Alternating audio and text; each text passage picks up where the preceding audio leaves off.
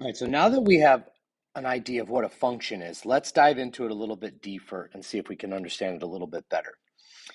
You really need to think of functions almost like a mathematical machine. Your machine, which in this case, for example, in this picture, we have a function called d, and the reason why we call it d is because it's going to talk about distance.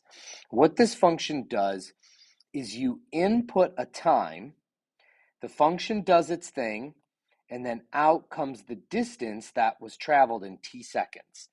So what any function actually does is it takes an input and it assigns to it its output. So for example, in this case, in the last lesson, we were looking at a falling stone, and we didn't talk about what the function was, but now we know what the function is. Isaac Newton actually came up with a formula for falling objects, and it's the distance equals 16 times the time squared. So we can actually use this function, think of it like a machine, and we're going to input our times, and we're going to see what the outputs are. So this requires a calculator, and what we're basically going to do is we're going to input. So for this first one, what we're really going to do is we're going to input what is d when we substitute in 1 for t.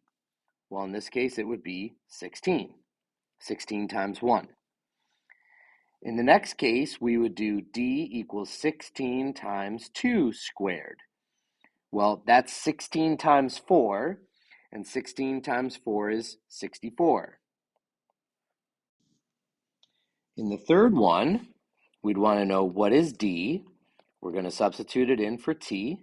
We're going to substitute in 3 for t because we're at 3 seconds.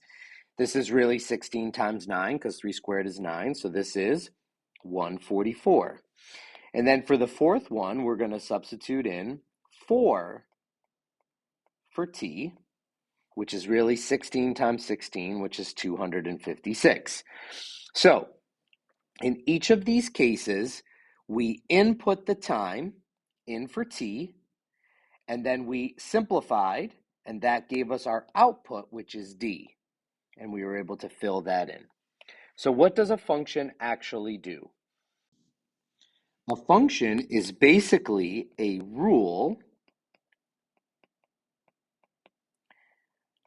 that assigns each input to exactly one output. And I'm going to underline the word exactly, and then we're going to talk about it. So what does a function do? It takes the inputs, and through doing some math, it assigns it to its output. Okay, now, what about this word exactly?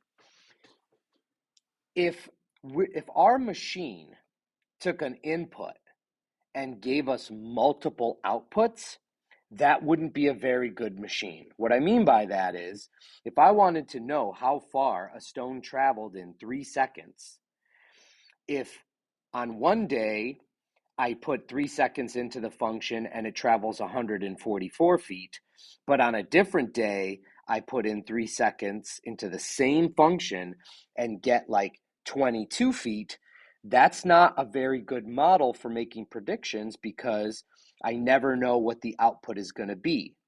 So it's important that our function takes each input and assigns it to only one output. So let's write that down. To be a function,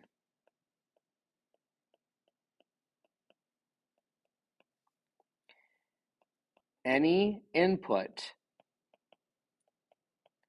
can only have one output.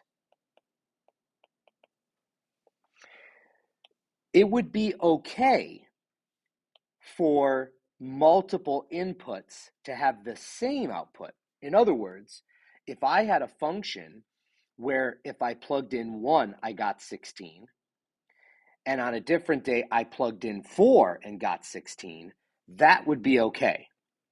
I'm allowed to have multiple inputs have the same output. What I'm not allowed to have is to have one input have multiple outputs. That's the difference between the two. And we'll talk about that more in the practice.